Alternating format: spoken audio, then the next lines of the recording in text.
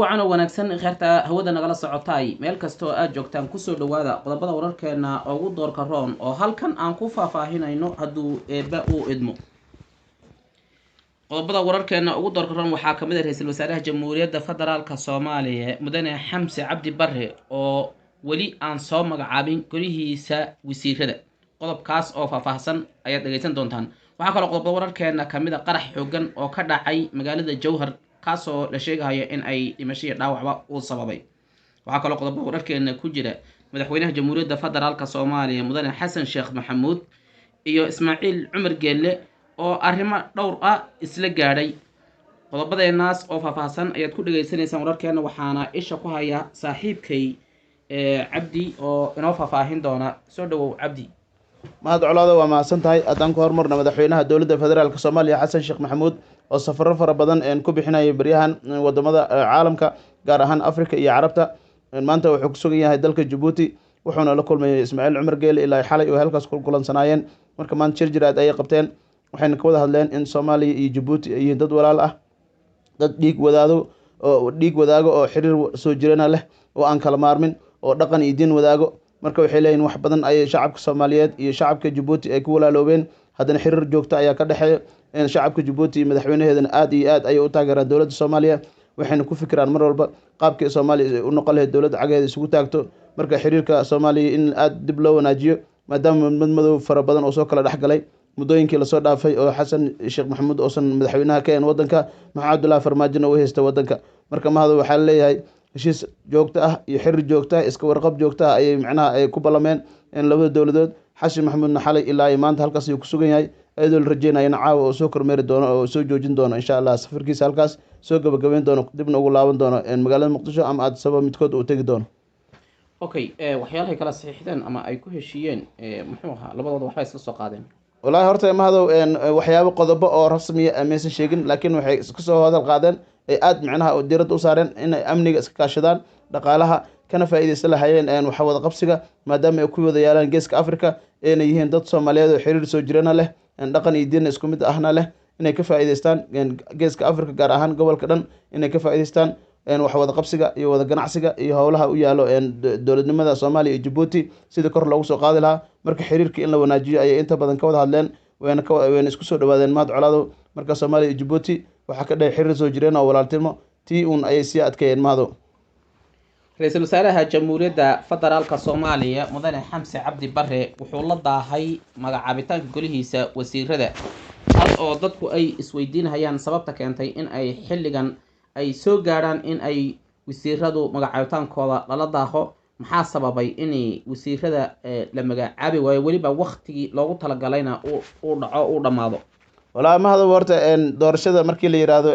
qofka markii la doorto oo xil soo qabto madaxweynaha ra-isul wasaaraha magacaaba, ra-isul wasaaraha kadibna wuxuu soo magacaabaa wasiirada. marka culeyska ugu badan hadda wuxuu ka jiraa madaxweynaha dhankiisa, maadaama safaro fara badan uu ku bixiyey wadamo badan oo kamid ah africa iyo carabta. marka mar walba mar ka dambeyso madaxweynaha iyo ra-isul wasaaraha kulankooda wuu yaraaday. ra-isul wasaarahana siba waxu arkaa golihiisa wasiirada asagana gooni u arkaa, madaxweynaha soomaaliyana nin laga maro maha, asagana golihiisa wasiirada ay gooni ay u wataa. marka inta badan waxaa leeyahay caqabadaha hortaagan waa labadaas mid, madaxweynihii safaro ku maqan iyo ra-isul wasaarihii liis keligiis aan diyaarsan karin oo madaxweynaha gacanta ayuu kula jiraa, wasiiradiisa asaga gooni u wato. marka culeyska faraha badan in la iswaafajiyo, madaxweynihii safarkiisa badan yahay, ra-isul wasaarihiis arkeynin iyo wasiiradii u baahan in lagu dhawaaqo. marka culeyskaas ayaa meesha ku jiro. xasan maxamuudna waxaa lagu eedayaa mar walba inuu faragelin ku sameeyo qaabka loo magacaabo wasiirada, dad asaga ka socdo iyo dad uu saaxiib leeyahay in mar walba isheeg u magacaabo wasiirada ayaa lagu eedayaa. marka ra-isul wasaaraha ma madax banaano, taas ayaana keenaysa inay dib u dhacdo doorashada.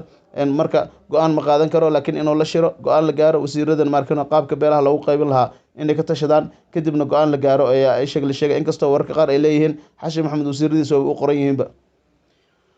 okay, cabdi, haddii ra-iisul wasaaruhu shaqada isaga uu leeyahay faraha looga qaado uuna soo magacaabo wixii tala ku filan mooyaane, laakiinse wixii kale oo shaqada haddii asaga faraha looga qaado oo isagu soo magacawdo dadkiisa,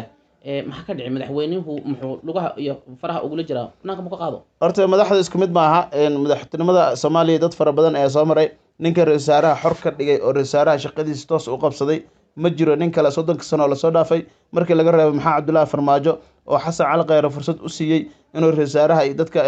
wixii talaa gooni waayo laakiin inuu si shaqsi ah u shaqaysto wasiiradiisa si xor usoo magacaawdo qofkii asaga fahmi waayan oo bedelo waxaa waaye xasan cali kheyre ayuu ahaa waxaana awooddaas siiyey maxamed cabdullaahi farmaajo mana jiro ra-isul wasaare kale oo xor ka dhigay madaxweyne kale oo xor ka dhigay ra-isul wasaarayaasha marka xasan maxamed waxaa lagu eedeeyaa inuusan faraha kala bixin wasiirada magacaabideeda wax kabedelkeeda marka maxamed cabdullaahi farmaajo markii dambe rooblo soo magacaabay ayuu faraha la galay dowladnimada wasiiradana gacanta lasoo galay sababtoo ismay fahmaynin labadooda laakiin xasan cali kheyre aad bay isku fahmi jireen tan xasan maxamuudna way ka duwan tahay taas xasan maxamuud wasiirada asagaa qoro mar walbana qofka isfahmi waayaan wuu bedelaa marka dabeecad ahaan ay u kala duwan yihiin maxamed cabdullaahi farmaajo xasan maxamuud marka umalaymaayo in wasiirada xor ay noqon doonaan xamse cabdi barrena waa inuu hoos jooga xasan maxamuud marka hore waxaa loo keenana waa in ururka dham jadiid ahaan in loo magacaabay waxay ahayd inuu hoos joogo wixii oo asaga oo raban loo yeeriyo haddii uu taas diidana xamse cabdi barre wadanka xilka waa laga qaadi doonaa insha allah okay kuwaas waxay ahaayeen qodobadii ra-iisul wasaarihii iyo madaxweynaha ee qeybta wasiirada lagu magacaabi lahaa haddii aan u gudubno qodobkeena kale magaalada jowhar waxaa ka dhacay maanta qarax xoog badan